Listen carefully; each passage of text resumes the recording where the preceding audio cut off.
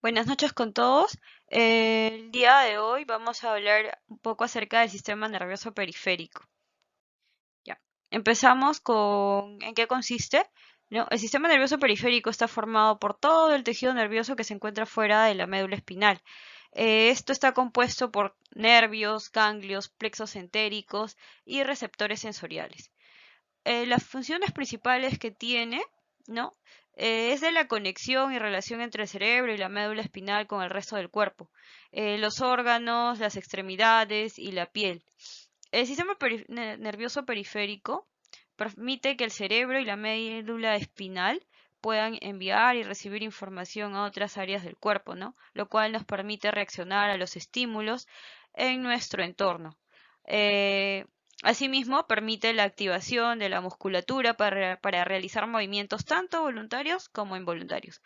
Y este sistema nervioso periférico se subdivide, ¿no?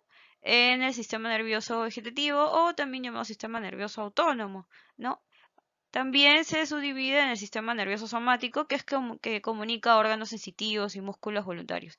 El sistema nervioso autónomo se subdivide en el sistema nervioso simpático y parasimpático, ¿no? Explicando un poco acerca de esto, el sistema nervioso simpático es el encargado de regular las respuestas, ¿no? De, de lucha, huida. Esto moviliza el cuerpo para responder en una situación de peligro y prepara al cuerpo para gastar energía y hacer frente a posibles amenazas en el medio ambiente, ¿no? Por lo cual se excita. En cambio, el sistema parasimpático ayuda a mantener las funciones normales del cuerpo y a conservar los recursos físicos y la energía, ¿no? Controla operaciones normales del cuerpo como digestión, la presión arterial y la frecuencia cardíaca.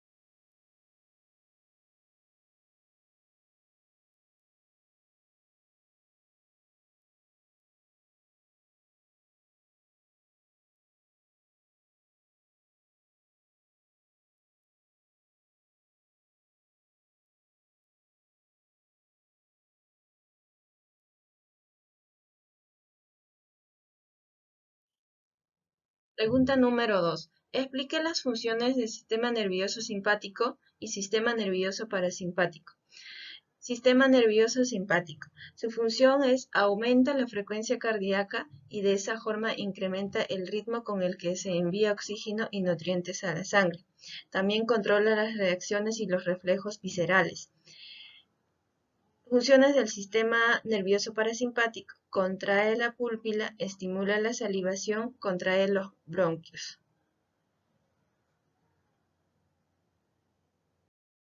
Las partes de una neurona. Una neurona está constituido por su núcleo, que contiene ácidos nucleicos, las dendritas, que son las entradas de los estímulos, el axón, que es la vía donde pasará el impulso para irse a otra neurona, la vaina de mielina, que envuelven al axón permitiendo una mayor velocidad en el impulso, y los axones terminales, que realizan la sinapsis entre las neuronas.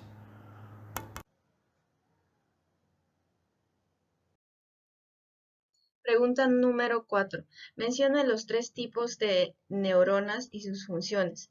Tenemos neuronas sensoriales, neuronas motoras y interneuronas. Su función de las neuronas sensoriales se encarga de enviar información desde los tejidos corporales y los órganos de los sentidos hacia el sistema nervioso central, que procesa información. Y la función de neuronas motoras son las que se encargan de transportar la información eferente desde el sistema nervioso central hasta los músculos y las glándulas.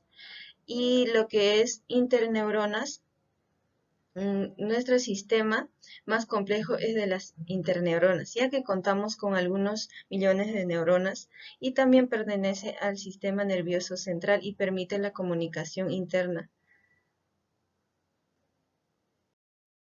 Las principales diferencias de una célula de Schwann y un oligodendrocito son: las células de Schwann no tienen procesos citoplasmáticos, en cambio los oligodendrocitos sí tienen procesos citoplasmáticos.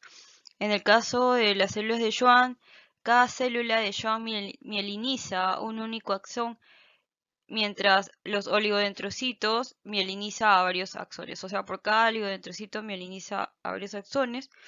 Otra diferencia es que una sola célula de Schwann también puede rodear 20 o más axones amielínicos, ¿no? Que son aquellos axones que carecen de la vaina de mielina. Y en el caso de los oligodendrocitos, ¿no? Son responsables de la formación y mantenimiento de la vaina de mielina. Y esto también tiene la otra diferencia, que cada oligodendrocito emite alrededor de 15 prolongaciones extensas y aplanadas que enrollan alrededor de los axones del sistema nervioso central y forman la vaina de mielina.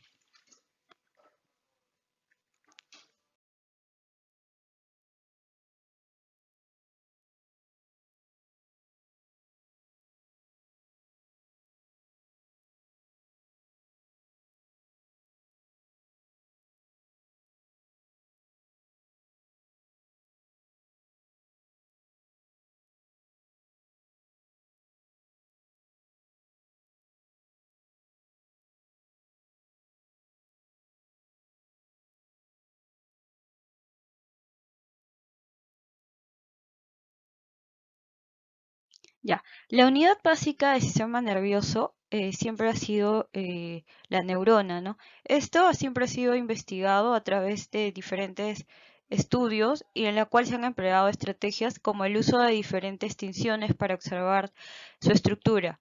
Entre esos investigadores surgió el neurólogo alemán Franz Nils, quien elaboró una tinción basada en azul de toluidina o el violeta de crisilo, en el cual exploró a través de esta distinción, observando estructuras dentro de la neurona, en la cual se halló corpúsculos eh, como conglomerados de retículo endoplasmático rugoso, a lo que hoy en día llamamos los cuerpos de Nissl. Estos cuerpos se hallan dentro del interior de la neurona en la sección del cuerpo celular, o también llamado pericarión o soma, ¿no? La función de estos cuerpos o corpúsculos, ¿no? Son de la síntesis de proteína. Uy, creo que es mucho.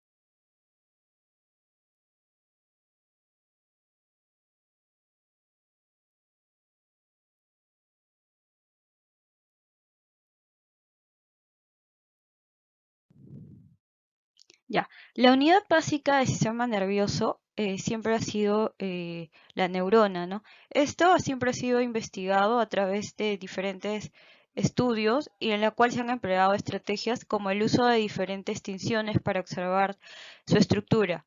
Entre esos investigadores surgió el neurólogo alemán Franz Nils, quien elaboró una tinción basada en azul de tuloidino o el violeta de crisilo, en el cual exploró a través de esta distinción, observando estructuras dentro de la neurona, en la cual se halló corpúsculos como conglomerados de retículo endoplasmático rugoso, a lo que hoy en día llamamos los cuerpos de Nissl. Estos cuerpos se hallan dentro del interior de la neurona en la sección del cuerpo celular o también llamado pericarión o soma, ¿no? La función de estos cuerpos o corpúsculos, ¿no? Son de la síntesis de proteína. Uy, creo que es mucho.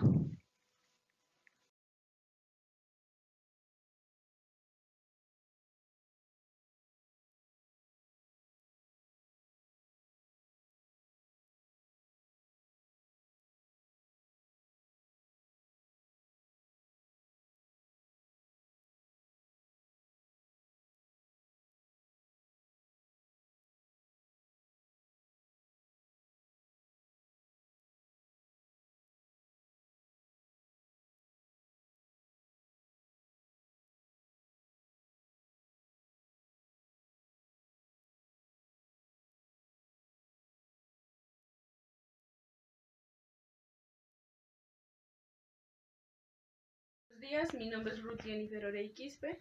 Me tocó la pregunta número 6, la 10 y la 14. La pregunta 6. ¿Qué son las células gliales? Menciona los tipos de células gliales y sus funciones. Una de las funciones principales de estas células es que dan soporte a las neuronas y intervienen en el procesamiento cerebral. Como se puede apreciar en la diapositiva, vemos su estructura. Hay 4 tipos de células gliales y tienen funciones muy importantes. Una de ellas son los astrocitos, oligodendrocitos, células microgliales o microgliocitos y también las células de Schwann. Estas células astrocitos se encuentran en el cerebro y en la médula espinal. Su función principal es que dan soporte a las neuronas y eliminan residuos del cerebro. Una de las funciones principales o primordiales también que estas células actúan como estimulante en el aprendizaje. También intervienen en algunas enfermedades como neurodegenerativas.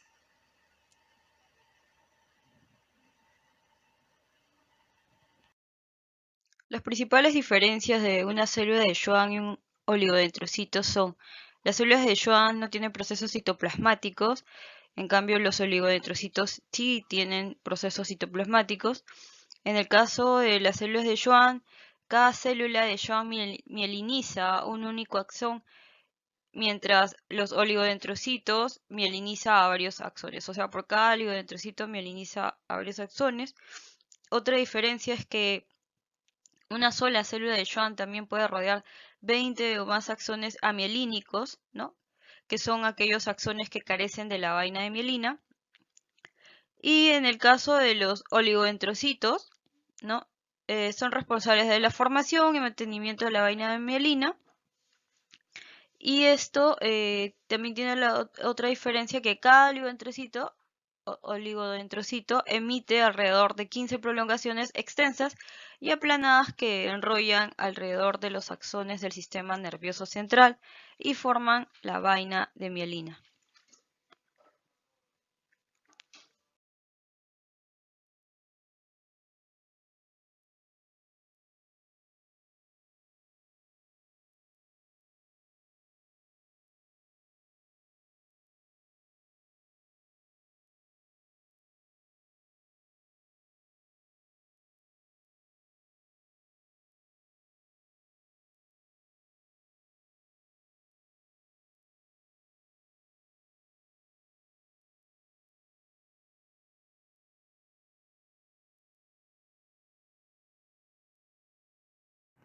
¿Por qué se dice que la neurona está polarizada y qué le da esta polaridad?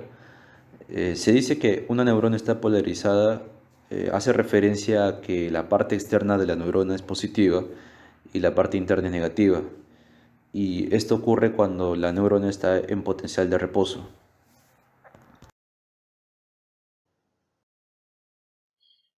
¿Qué significa que las neuronas estén en reposo? Las neuronas se encuentran eh, en un estado de descanso, no están, o sea, no están enviando ningún tipo de señal a otras células nerviosas a la que esté conectado y por lo tanto el potencial de reposo viene determinado por los gradientes de concentración de los iones. ¿Y qué pasa con los iones?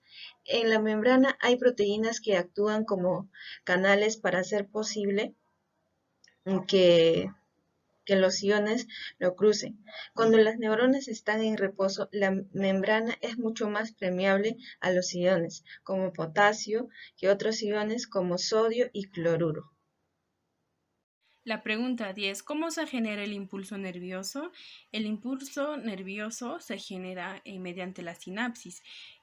Las neuronas son células que son o tienen la capacidad de transmitir el impulso nervioso en forma de corriente eléctrica. Acá se puede observar al inicio la membrana se encuentra con sus iones de carga positiva y carga negativa. En el exterior se encuentra con carga positiva y en el interior con carga negativa. Por eso se le llama potencial de reposo. A continuación se da el proceso de despolarización. Se inicia con el impulso nervioso y este procesamiento se llama despolarización. ¿Qué ocurre? Se llama también potencial de acción. Los iones de sodio entran rápidamente a la membrana y se invierte la polaridad. ¿Qué quiere decir? Que en el interior se hará más positivo y en el exterior se hará más negativo. Luego pasa a repolarizarse, ya que el impulso nervioso ya se dio a lo largo del axón. Este procesamiento se da en milésimas de segundos. ¿Qué hace? Que los canales de sodio se cierran y luego se abren los canales de potasio. En el interior se vuelven a hacerse negativo y en el exterior se hace más positivo. Así se realiza o se genera el impulso nervioso mediante la sinapsis, ¿no? Y al final luego regresa al estado de reposo, que es el potencial de reposo. Las neuronas son células especializadas en la recopilación y conducción de información. Esto lo hacen a través de los impulsos nerviosos. Ahora vamos a hablar de las etapas de los impulsos nerviosos. En primer lugar podemos ver a esta membrana en reposo del axón. Los cationes, las cargas positivas están fuera de la membrana y en el interior de la membrana están lo que serían los aniones. ¿Qué es la despolarización? La despolarización se da cuando los cationes de sodio se precipitan a través de unos canales iónicos y esto genera una despolarización. Y después una polarización. Después podemos ver la siguiente fase es la repolarización. Los cationes de potasio fluyen en dirección opuesta y restauran el equilibrio en las cargas. Y de esta manera el impulso se desplaza a lo largo de la membrana como en una onda de despolarización y repolarización. O sea que continuamente van a estar polarizando y despolarizando con el fin de que la información pueda fluir. ¿Qué es estímulo umbral, supraumbral y subumbral? Un estímulo umbral se produce en la membrana del axón de una neurona cuando la despolarización alcanza cierto nivel denominado umbral. Umbral de excitación se refiere a la intensidad mínima que debe tener un estímulo para ser capaz de generar un potencial de acción en la neurona.